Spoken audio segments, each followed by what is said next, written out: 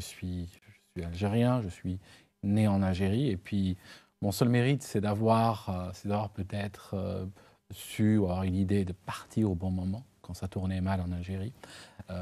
Ça signifie que j'ai été exposé, si vous voulez, à l'islam radical dès mon jeune âge. Je l'ai vu arriver, en fait. L'islam radical, le bakrisme radical, ou le sunnisme radical, ou vous l'appelez comme vous voulez, j'étais aux premières loges quand il a débarqué dans le pays. La face du pays a changé en très peu de temps. Si vous voulez, l'Algérie a eu son indépendance en 62, et pendant, on va dire 15, 20 ans, le pays a vécu un petit peu dans une forme d'insouciance, mais probablement à la recherche d'une identité. C'était un pays qui était jeune, un pays qui a 15 ans, c'est comme si on compare à l'échelle d'une vie humaine, c'est comme un bébé qui est né il y a 2 heures, hein, c'est pas grand-chose.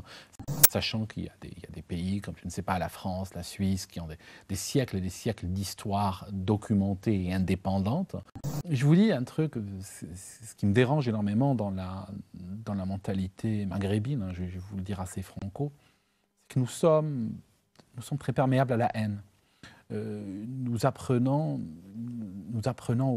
aux gamins à haïr.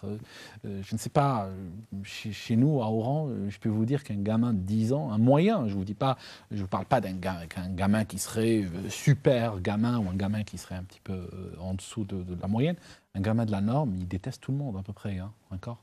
Il déteste les Marocains, les Égyptiens, les Noirs, je veux dire, allez-y, hein, les chiites, je veux dire. Voilà, on a déjà cette culture de haine. Donc on a l'impression que plus on haït les autres, plus on va essayer de prendre la revanche sur le passé.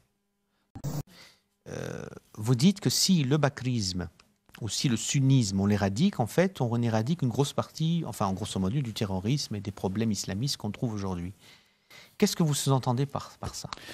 Alors, en fait, je vous dis quelque chose. Je dis ça, j'ai grandi dans un environnement bakrite, sunnite, pour utiliser la terminologie par laquelle ces gens se définissent. Je vais vous le dire, je vais vous le dire. Si je peux me réveiller demain dans un monde où il n'y a pas de sunnisme, il n'y a pas de bakrisme, je suis sûr que 90% des lignes dans la presse qui parlent de massacres, d'attentats, de tueries, auront soudainement disparu. Imaginons, je vais imaginer que je me convertisse au sunnisme, par exemple, hein, et A'udhu billah, comme on dit, hein, imaginons que je me convertisse au sunnisme, d'accord ? Que Dieu me pardonne d'avoir supposé une telle chose. Donc, comme je vous ai dit, il y a des gens, ils vont se distancer, ils vont se dire, moi, cette religion, si on me dit qu'il faut accepter des assassins, je suis désolé. Abou Bakr, I'm sorry, vous savez comment on dit Abou Bakr chez nous, en Algérie, et dans plein de pays sunnites, on dit Abou Bakr, c'est dire. Oui, je veux dire, astaghfirullah, cher. La fin du film, c'est que Omar ibn Khattab, ma théorie à moi, et qui est une théorie qui est démontrable par les documents même du sunnisme, est le prophète officieux du sunnisme. C'est le prophète. C'est un prophète. C'est un peu comme Saint Paul, quoi, chez les catholiques. Un petit peu comme Saint Paul. Alors, aucun sunnite, bien sûr, ne va utiliser le terme en disant Omar ibn Khattab est un prophète. Comprenez-moi bien. Mais je casse des œufs, je prends de la farine, je mélange, je mets du sucre, je mets dans un four, et vous me dites, t'es en train de faire un gâteau. Non, je ne suis pas en train de faire un gâteau. Non. Mais, en fait, donc... Oui. Et puis en ce moment en Algérie, il faut dire la vérité, c'est chaud en Algérie. C'est vrai chaud entre les chiites et les sunnites, c'est chaud.